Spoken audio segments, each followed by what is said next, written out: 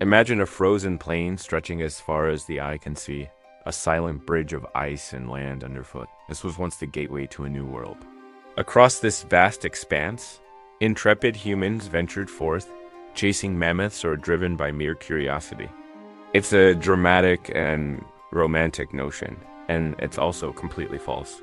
But what is true is that between 25,000 and 15,000 years ago, small bands of hunter-gatherers in Siberia followed woolly mammoth herds toward the Bering Land Bridge. As the hours passed, the rhythmic crunch of their dogs' paws on the snow broke the silence, occasionally punctuated by the shouted commands of the men. The women, their voices softer but no less important, responded with encouraging words. The chase was on. The mammoth, sensing the danger it was in, trumpeted loudly, its massive tusks flashing as it charged. The humans, quick and agile despite their prey size, deftly avoided its furious attacks. The small band of humans sat around a crackling fire, their faces illuminated by the dancing flames.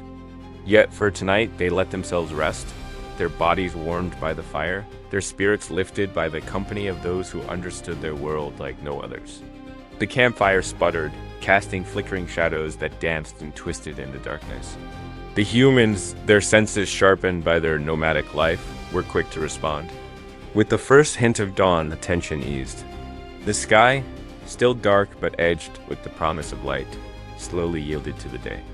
The humans crossed the Bering Land Bridge into a world that was at once familiar and utterly alien. Behind them, the familiar landscape of Siberia, stretching towards the setting sun. Before them lay the dawn of a new world, promising both peril and potential, an unknown landmass that would become the cradle of a new chapter in human history. The humans, their nerves frayed but intact, emerged from their shelters, blinking against the dim light. They moved with caution, their senses alert, ever watchful for the dangers that might still linger in the shadows. As the sun finally crested the horizon, bathing the landscape in golden light, a collective sigh of relief seemed to escape from the small band. They had weathered another night, their unity and preparedness having seen them through. But as the sun climbed higher and the chill of night faded, they knew that peace was a fragile thing, easily shattered in the harsh, unforgiving world they called home. Weapons were grasped, fires were made ready, and the small camp, once a place of relaxation, became a fortress against the unseen. Every step was a gamble, every decision fraught with potential peril. Yet, amidst the struggle, there were moments of wonder. The northern lights danced across the sky, a celestial ballet of vibrant colors. The eerie silence of the frozen landscape was sometimes broken by the haunting call of a lone wolf. And sometimes, just sometimes, the humans glimpsed a polar bear, a ghost of white against the white expanse, a symbol of both beauty and danger. They huddled together, their bodies seeking the comfort of shared warmth, their eyes scanning the darkness for any sign of threat. Fear, a constant companion on their journey, tightened its grip. The rustling of leaves, the snapping of a twig, all seemed to take on a menacing quality in the darkness. The humans, their faces softened by the firelight, looked up at the star-studded sky, each lost in their own thoughts. Some saw familiar shapes in the constellations, tales of gods and heroes told across generations. Others saw only mystery, a vastness that humbled them and reminded them of their small place in the universe. Before them lay the remains of their mammoth, a testament to their earlier triumph. The air was filled with the aroma of roasting meat, a savory reminder of their hard-earned sustenance. The humans, weary from their day's work, relaxed around the fire, sharing stories and laughter. The camaraderie was strong, forged in the crucible of their shared existence in this harsh but beautiful world. The ground trembled beneath the mammoth's feet as it thrashed, its anger echoing in the desolate landscape. But the hunters were relentless, and finally, with a mighty thrust, they managed to bring the giant beast down. The children, their cheeks flushed from the exertion, helped gather materials for their evening fire, their laughter echoing faintly in the vast emptiness. Drawn by the promise of fresh game and curious about what lay beyond the horizon, a woolly mammoth, its thick fur coat rippling in the wind, ambled into view. The sight of the mammoth sent a surge of excitement through the group. The mammoth, once a symbol of untamed power, now lay still, its life essence spilled upon the frozen ground. As the humans gathered around their fallen foe, there was a mix of reverence and satisfaction in their eyes. They had triumphed, but they knew the battle for survival was never truly over. The victory would sustain them, but only for a while. The meat would be shared. The hide used to craft new garments, and the bones would be treasured for their sharp edges. Nothing would be wasted. Hunting such a creature was a test of skill, courage, and endurance, a challenge that demanded their best efforts. The men, their faces grim with determination, prepared to hunt, their spears held firm in their hands. The women and children, their eyes wide with a mixture of fear and fascination, watched intently. The hunt was not just a means to an end, it was a ritual, a dance between human and beast that had been played out countless times before. They crossed a frozen corridor that linked Asia and North America. It is here at the eastern edge of Siberia, where the Lena River meets the Arctic Ocean, that we find our story's starting point. During the height of the last ice age, the landscape was stark and unforgiving. Wind-scoured plains, dominated by grasses and hardy shrubs, stretched from horizon to horizon. Their lives were intimately tied to the rhythms of nature, their days filled with the tasks of gathering berries, hunting animals, and keeping their shelters maintained. Life was harsh, but it was a world they understood. As the sun climbed higher in the sky, the small band of humans began their day's work. Their breath plumed in the cold air as they moved with practiced efficiency, their eyes scanning the landscape for signs of life. The men, adorned with the skins of animals they had hunted, skillfully maneuvered their dog sleds across the icy terrain. Their dogs, loyal and strong, pulled the sleds laden with precious furs and tools. Meanwhile, the women, wrapped in thick animal hides, expertly cast their nets into the ice-jammed river, hoping to draw forth fish for their meals. They worked in unison, their movements a testament to years of shared experience and tacit understanding. In the distance, snow-dusted mountains formed a jagged silhouette against the frigid sky. Our story begins with the arrival of spring, which in this region meant little more than a brief reprieve from the bone-chilling cold. The sun hung low in the sky, casting an ethereal glow over the ice-jammed Lena River. It was a time of rebirth, but not of warmth. The air remained biting and crisp as nature stirred from its winter slumber. The hunter-gatherers emerged from their sheltered camps, ready to brave the elements in pursuit of sustenance. Their world was one of constant struggle, where survival was a daily challenge and every success was hard-won. Theirs was a society built on cooperation and mutual respect, where the skills of the men and women were equally vital for their continued survival. In the distance, a shape stirred, a dark smudge against the white canvas of snow. As the mammoth lumbered closer, the men stealthily closed in, their movements betraying their every intention. The successful hunt was a moment of triumph, a celebration of human ingenuity and bravery. As the sun dipped below the horizon, the sky blazed with hues of orange and purple.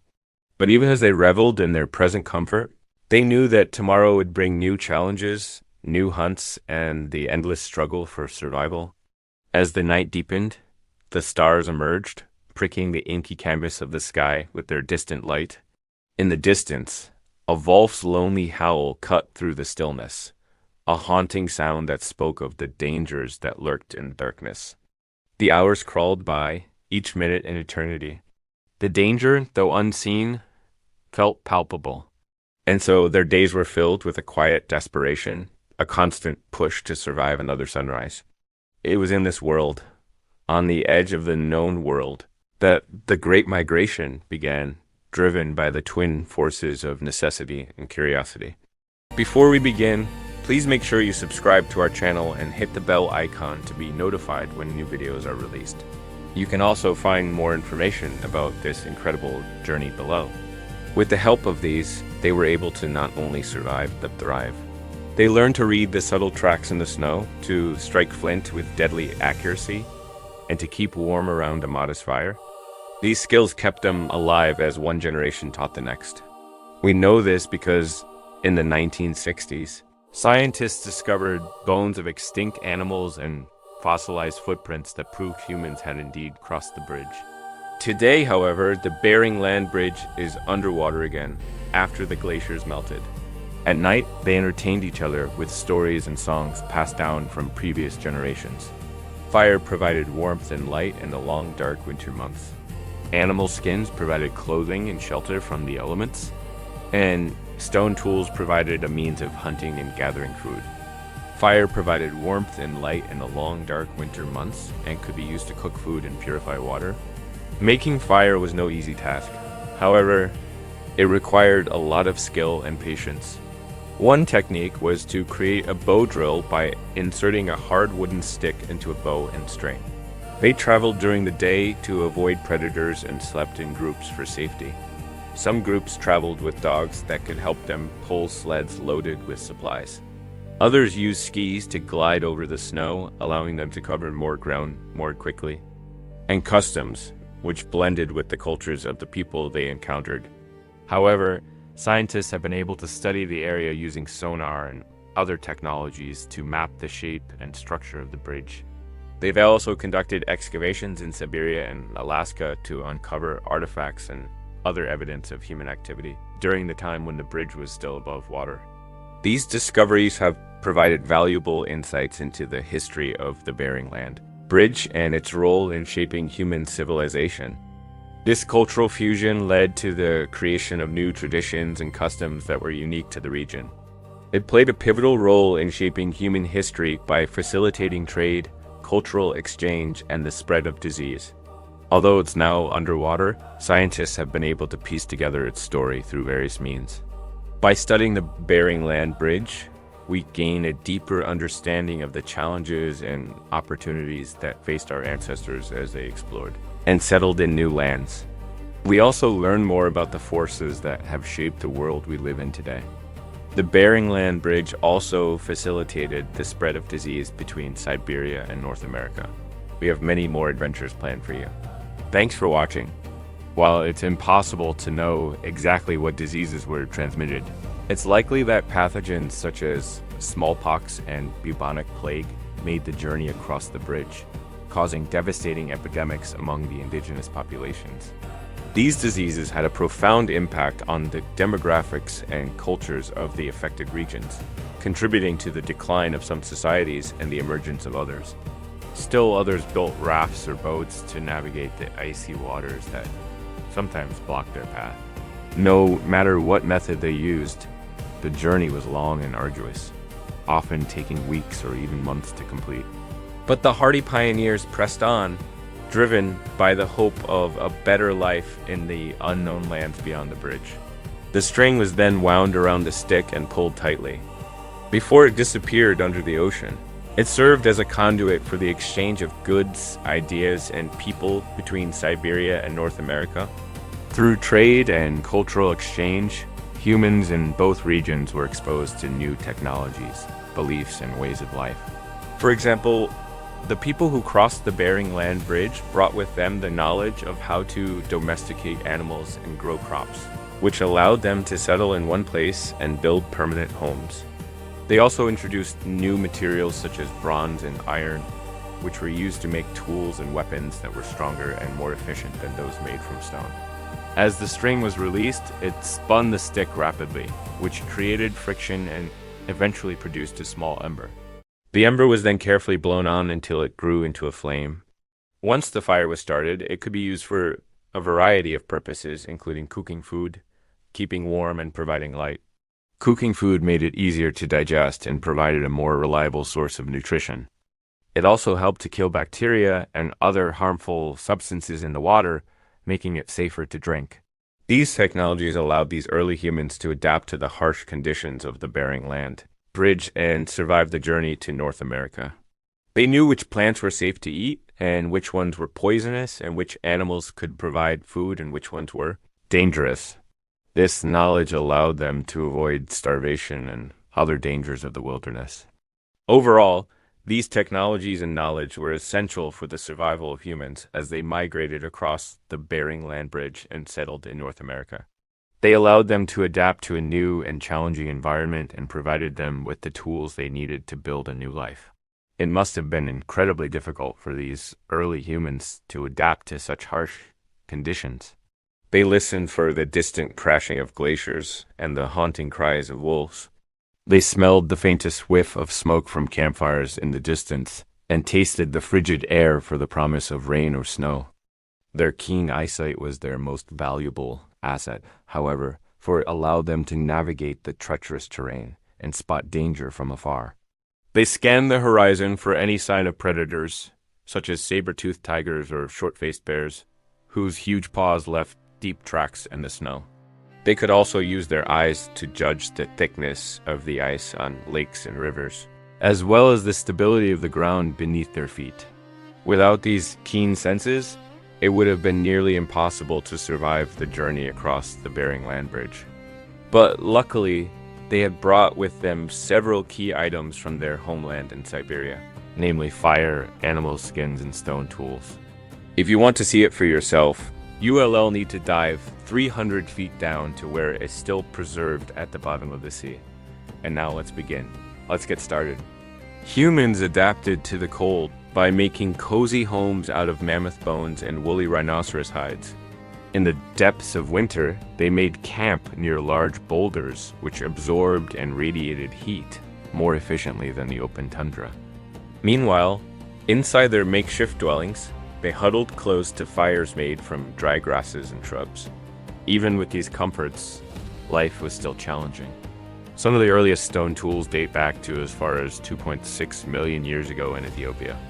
These tools were likely used by our ancestors and other early hominids for a variety of tasks, including cutting, chopping, and scraping.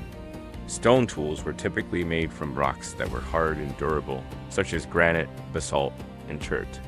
The process of making a stone tool involved using another rock or piece of wood to chip away at the hard rock until it had the desired shape. This took a lot of skill and precision, but the results were worth it. Sharp stone tools made it easier to cut through tough animal hides and to harvest plants for food. They also provided a means of defense against predators. Around 18,000 years ago, the Earth experienced the height of the last ice age. The climate was colder than it is today, and most of the world's S water was locked up in ice sheets. But not all of it. Near the end of the ice age, melting glaciers began to lower the sea level, exposing a vast stretch of land that connected eastern Siberia with the tip of Alaska. This became known as the Bering Land Bridge. Between two continents, over an ice-jammed sea, a land bridge connected Siberia and North America some 15,000 years ago, during the peak of the last ice age. That's why many scientists believe the Siberian and American continents were actually one landmass back then. And it's also why we call the Bering Land Bridge a very special kind of land bridge, an isthmus.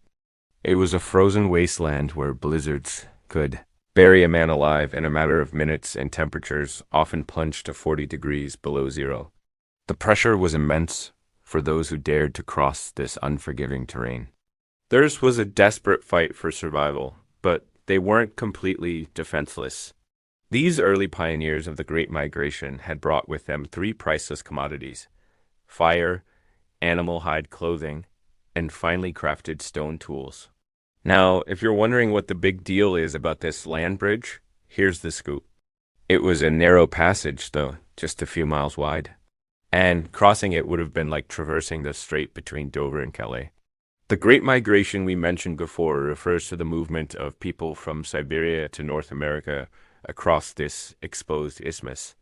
This is the story of how humans survived the impossible journey over the Bering Land Bridge 15,000 years ago.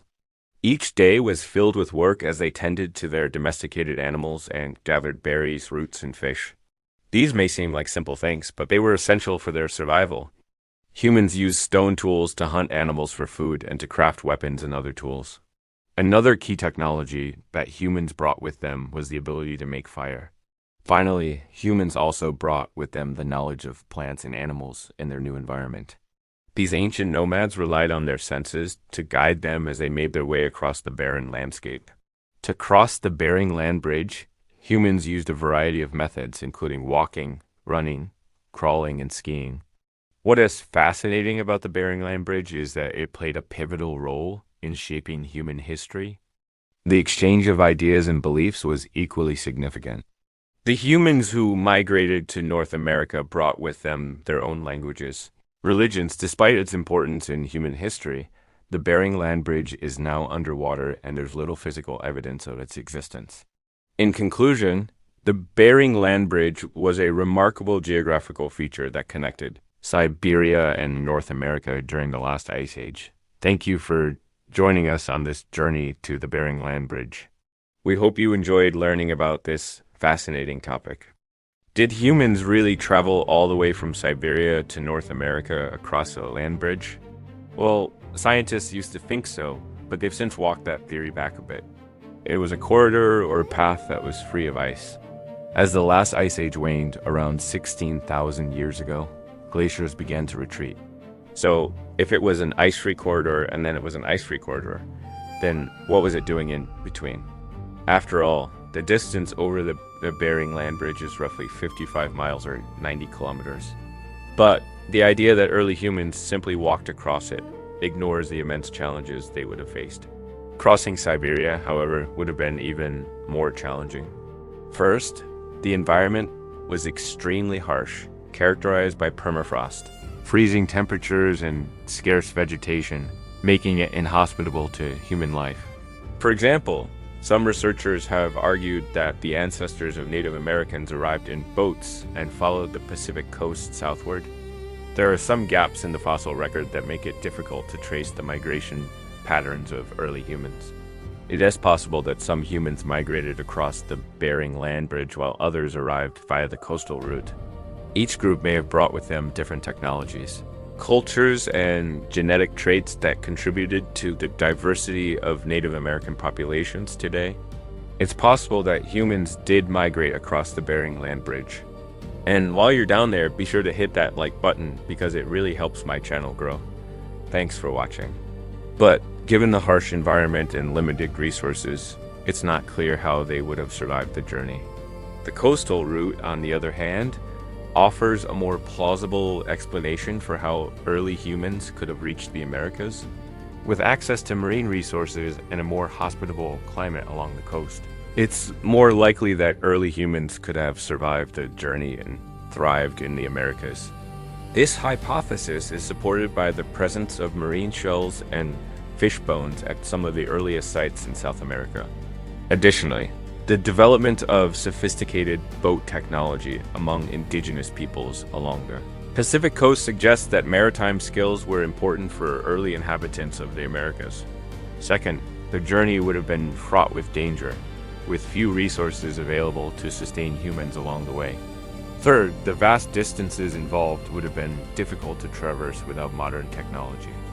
And fourth, the lack of archaeological evidence makes it difficult to confirm or refute the hypothesis that humans did, in fact, cross Siberia.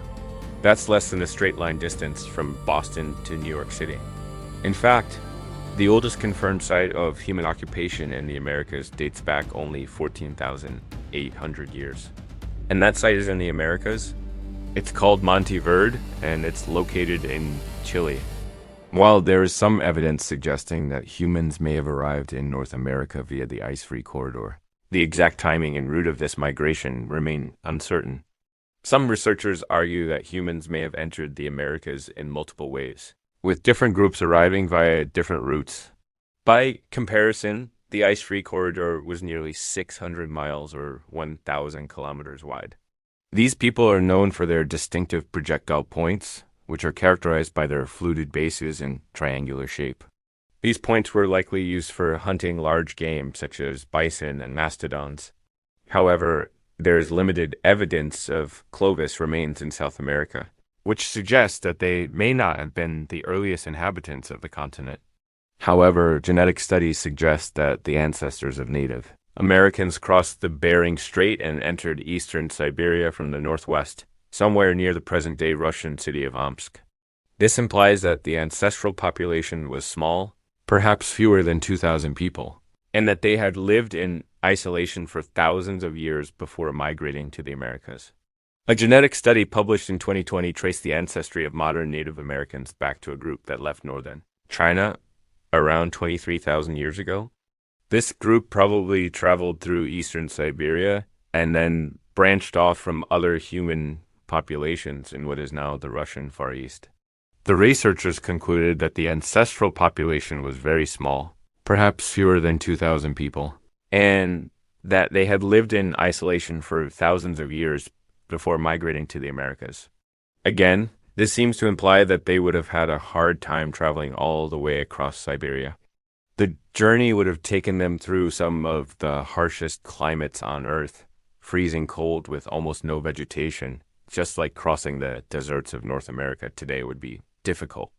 In fact, the ancestors of Native Americans might have had a harder time crossing Siberia than crossing the Pacific Ocean. Well, we have evidence that there were two separate ice-free corridors and not one single ice-free corridor. The first ice-free corridor was around 13,000 years ago when the ice sheet in Canada split into two lobes. Then a second ice-free corridor appeared when the two lobes merged again 12,800 years ago. According to one researcher, the earlier corridor might have been used by small bands of people who hunted big game such as mastodons. Later, as the ice sheet grew, these same people might have retreated to the second corridor where they hunted smaller animals, such as deer. And if you're rethinking that maybe it would have been easier to just move along the coast instead, well, you're definitely not the only one.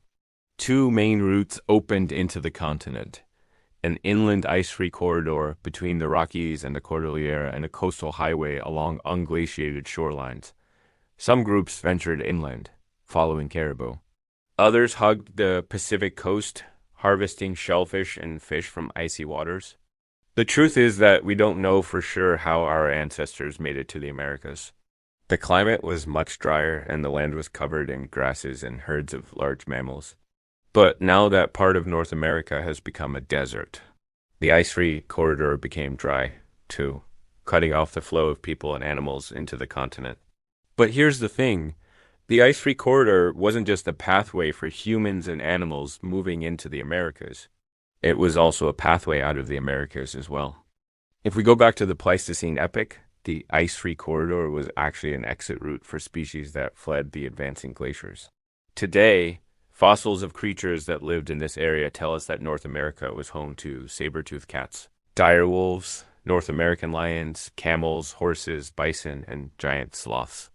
Unfortunately, humans arrived in the Americas just as these megafauna disappeared. For some reason, every time humans show up, big animals start disappearing. So maybe that's why there aren't any megalodon-sized squirrels living in North America today. But we do know about two of the possible routes that they took. They are the coastal route and the ice-free corridor. And in today's episode, I'm going to talk about both of them. Let's get into it. Okay, so let's start with the ice-free corridor because this one is just what it sounds like. Let's look at the inland route first. This route would have been pretty easy to traverse during the Pleistocene epoch, which lasted from 2.6 million to 11,700 years ago. But wait, it gets weirder. You see, after the glaciers had completely retreated, the ice-free corridor was buried under a sheet of ice once again. Scientists have long wondered whether people could have made a continuous journey along the coast. And that brings us back to the coast. It's true that the Bering Land Bridge existed 15,000 years ago. That's right. There is very little archaeological evidence to support the idea that humans ever crossed the Bering Land Bridge. Take, for instance, the Clovis culture, which flourished in North America around 13,500 years ago. The coastal route, on the other hand, is supported by several lines of evidence. One of the biggest problems with the Bering Land Bridge theory is that it doesn't really explain how people got from Siberia to the Americas. There is evidence that humans may have arrived in the Americas in multiple waves, with different groups entering the continent via different routes. What do you think? Do you think humans came to the Americas via the Bering Land Bridge or the coastal route or both? Let me know down in the comments below. Humans first set foot in North America at least 14,000 years ago, according to new findings from two archaeological sites. One site is located in western Alaska, and the other is along the southern coast of Chile. Both sites point to just how quickly and far humans spread across the Americas after they first arrived on the continent. Today, we'll be talking about the first footprints in the New World. In recent decades, scientists have found many signs of prehistoric human activity in North and South America. But pinpointing when and where exactly people first arrived has proved challenging. The archaeological record of early humans in North America is so spotty that some experts believe the continent was occupied 20,000 years ago, while others argue it was only 13,000 years ago. Because the archaeological record can be patchy and incomplete, academics have had to piece together clues from a variety of sources.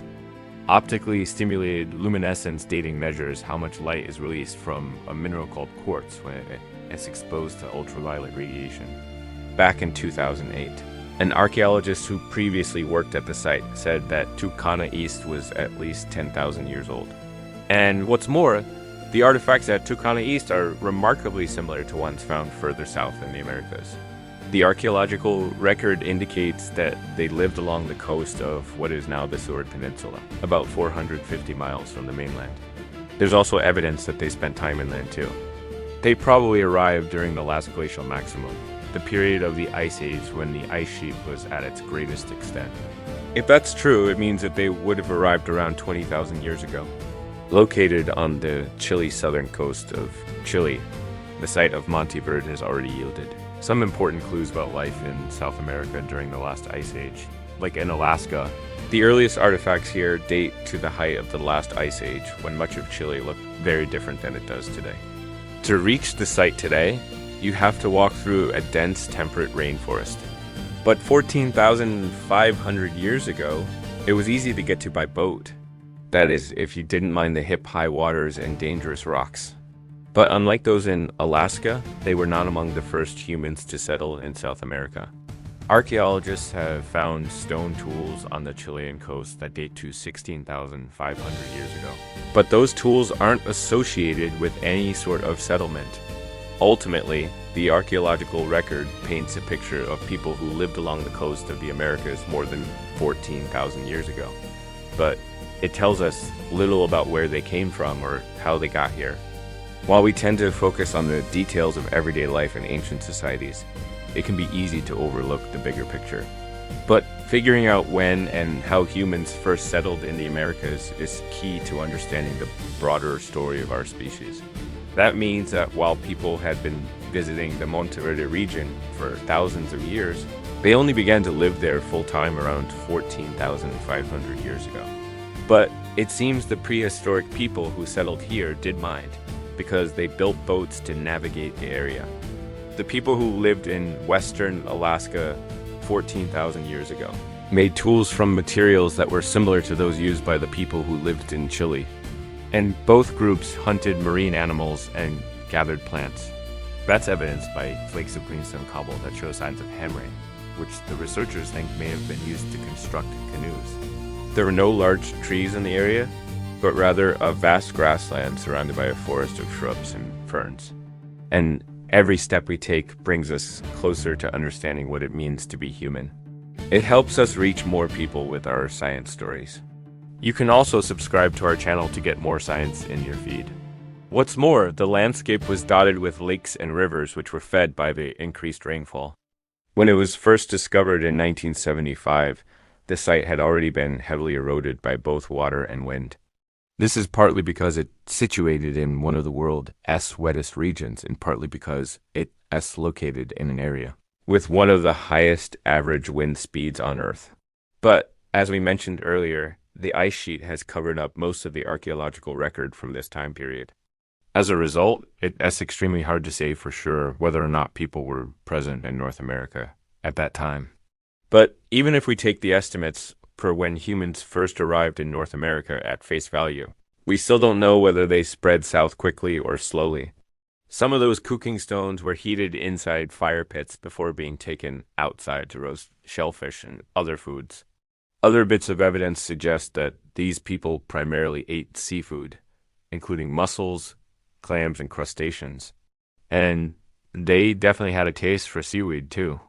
Remains of the algae were found at the site of their hearths and may have been mixed with fresh water to make a kind of soup. we're also limited by the kinds of things we can find. With so much of the ground underneath North America covered by cities, farmland, and forests, our best chance of finding artifacts from the earliest days of human activity is to look in places like Alaska, where the land remains largely intact. And thanks to climate change, more and more of that land is becoming accessible to researchers. This suggests that the people who made them all came from the same culture and migrated along the coast. But the researchers from the new study say that the previous team used outdated equipment and techniques that gave inaccurate results. It's possible the two teams are actually studying different layers of the site. So if the people who made them did migrate south, they must have done so quickly. But the question of how quickly remains. Did they arrive in North America 14,000 years ago and then head south immediately? Or did they spend several hundred or thousand years living in relative isolation in western Alaska before moving into the rest of the continent? Sadly, we don't have an answer for that yet. But if the new dates are right, it would mean that people were living in western Alaska more than 4,000 years earlier than previously thought. Basically, the mineral accumulates energy while buried underground, and then once it's unearthed, that energy is released as light. By measuring how much light is released, scientists can calculate how long ago the object was last moved. And in this case, the results from optically stimulated luminescence dating were consistent with the radiocarbon dates. The new study was conducted at a place called Tucana East, which is situated in the Seward Peninsula on the state's western coast. At this site, archaeologists have discovered hundreds of worked bone and ivory objects, including projectile points and knives. These artifacts were initially found in the 1980s, but no one looked into them until now. That's because the site was covered by about 10 feet of ice for most of the year, which made it impossible to excavate. But thanks to rising temperatures, that ice has melted away, giving researchers access to the site. According to this theory, our ancestors then spread southward from there. Another idea suggests that people arrived in North America earlier and independently of the Bering migration. They would have entered along the Pacific coast of what is today the United States or Mexico and then traveled north. Unfortunately, though, evidence for either of these scenarios has been hard to come by. And as a result, there have been differing ideas about where the first settlements were and how long ago they were established. And in places like Alaska, it also preserves a lot of artifacts from the last ice age. All of that preservation means that researchers can find items like stone tools and animal bones from mastodons and woolly mammoths. But because so much else has been covered up, it makes it difficult to figure out if those artifacts were made by humans or not. For example, scientists don't know if the people who lived in Alaska 14,000 years ago hunted the mammoths or if the big animals died of natural causes and then the humans scavenged their bodies. One of the most popular theories proposes that humans entered North America via the Bering Land Bridge, which connected eastern Russia and Alaska during the last ice age. That's because while the ice sheet that covered much of Canada and the northern US has long since melted, it still contains a lot of clues to what happened before it formed. Further south, the situation is even trickier. But recent discoveries in Alaska and Chile are beginning to shed light on this mystery. Let's start with the site in Alaska. Using a combination of radiocarbon dating and a technique called optically stimulated luminescence dating, the researchers determined that the artifacts were created around 14,000 years ago. The problem is that this isn't the first time the site has been dated. That may not sound like a huge amount of time, but in archaeology, 4,000 years is a very long time. To be clear, the people who lived in Alaska 14,000 years ago weren't hanging out in modern-day Seattle or Portland. The newly dated artifacts from Tucana East are more than 1,000 years older than the oldest undisputed evidence of human activity on the mainland. What we do know is that the people who made these artifacts were likely among the first to enter the Americas. But the challenge of studying the deeper past doesn't end with the difficulty of accessing sites. Speaking of which, let's return to that other archaeological site that is shedding light on the early days of human activity in the Americas.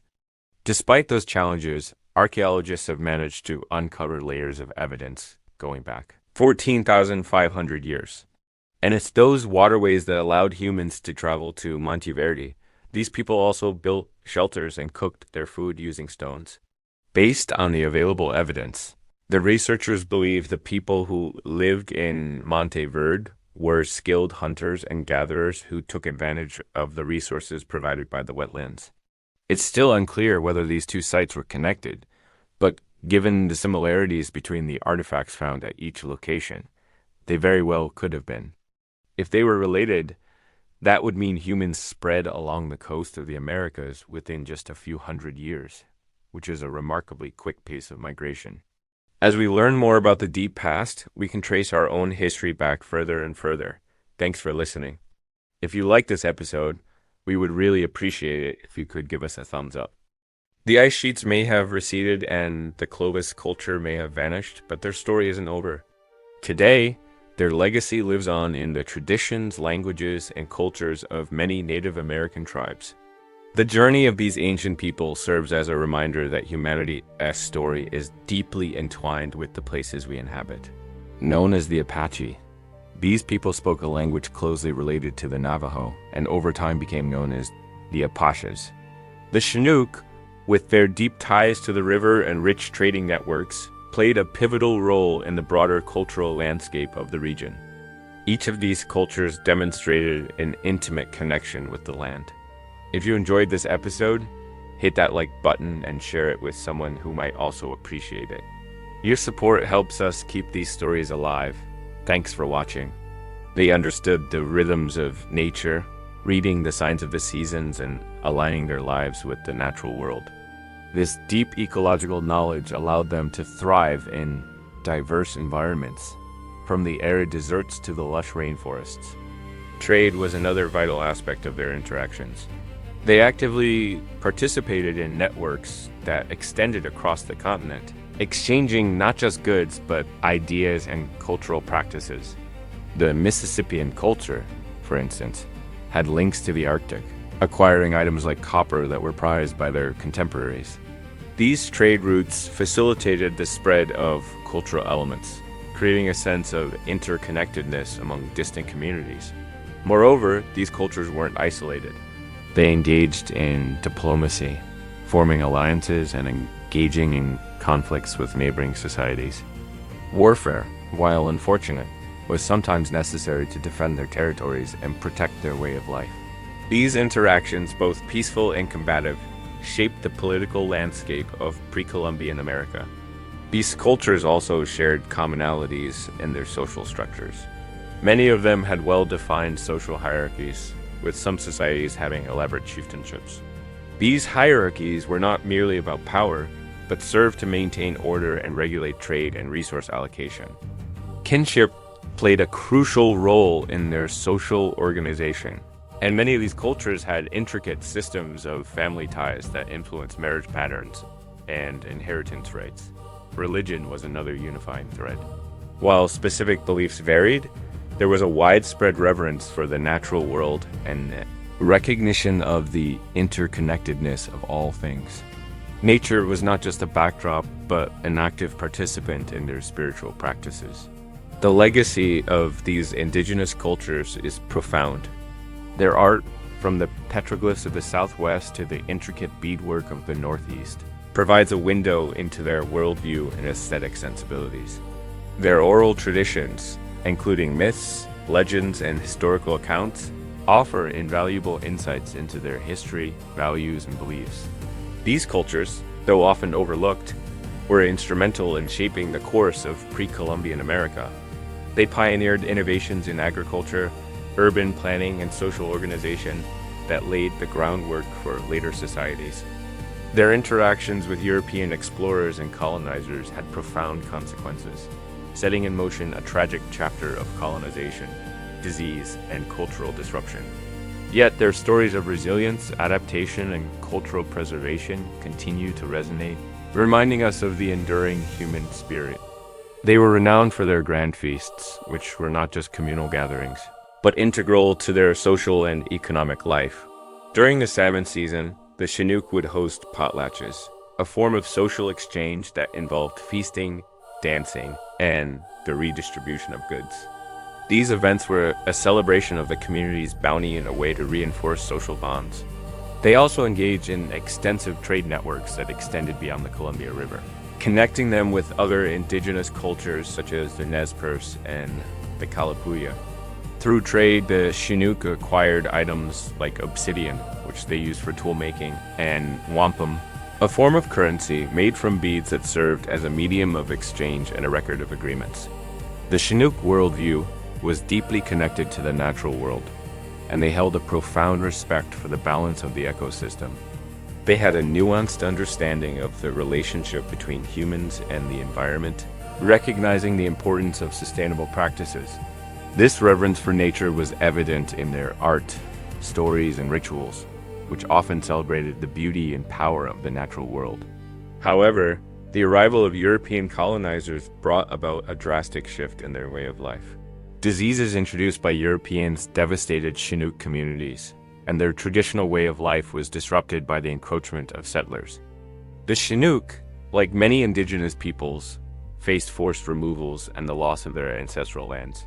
Today, the Xi story serves as a reminder of the complexities of indigenous cultures in the Pacific Northwest. Their history, marked by both resilience and tragedy, underscores the importance of understanding the rich tapestry of Native American life and the lasting impact of colonization. But where did they come from?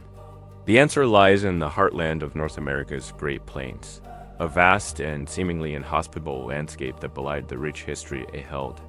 The Apaches originated as part of a larger cultural group known as the Athabascans, who initially inhabited regions encompassing parts of Canada and Alaska. It was here, amidst the rugged terrain and diverse ecosystems of the Great Plains, that they forged a distinct identity. Over the centuries, they developed a deep understanding of the land, its resources, and its rhythms. The nomadic lifestyle of the Plains Apache was intrinsically tied to the buffalo, a creature that provided them with sustenance, clothing, and tools for survival. As skilled hunters and trackers, they roamed the prairies following the herds, adapting to the challenges of a constantly moving habitat. This close relationship with the buffalo also wove itself into their spiritual beliefs and cultural practices. The Apache worldview was deeply connected to nature, and the buffalo held a sacred place in their traditions and ceremonies. As they moved across the plains, they interacted with other indigenous groups, including the Comanche, Kiowa, and Cheyenne, forming alliances and engaging in trade. Despite facing conflicts over scarce resources and the encroachment of European settlers, the Apache resilience shone through.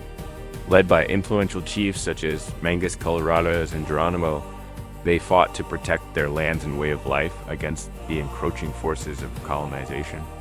This resistance was not just about defending territory, but about preserving their cultural identity in the face of adversity. Today, the legacy of the Plains Apache lives on in the stories, art, and cultural expressions of their descendants. Their history serves as a testament to the adaptability, resilience, and deep connection to the land that defined their way of life. As we continue to explore the history of the first Americans, it's essential to remember that their impact resonated far beyond their own time. So let's get into it. In the heart of what is now New Mexico lies the legacy of the Anasazi, or the ancestral Puebloans, an indigenous culture that flourished between 550 and 1300 A in this period. Their Chaco Canyon was not just a home, but a hub of cultural exchange and innovation. Archaeologists have uncovered evidence of Chaco Canyon's significance through the exploration of great houses and astronomical alignments. These findings suggest that Chaco Canyon played a crucial role in trade networks and religious practices, serving as a nexus for cultures across the region. For instance, the great houses like Pueblo Bonito and Chetroketal were not merely dwellings, but architectural marvels that reflected the society's sophisticated understanding of engineering and urban planning. They housed hundreds of residents, indicating a complex social structure and communal way of life. Meanwhile, the precise alignment of structures with celestial bodies hints at a deep connection to astronomy and the cosmos. This celestial awareness may have influenced their religious beliefs and rituals, suggesting a worldview that was intricately linked to the rhythms of the universe.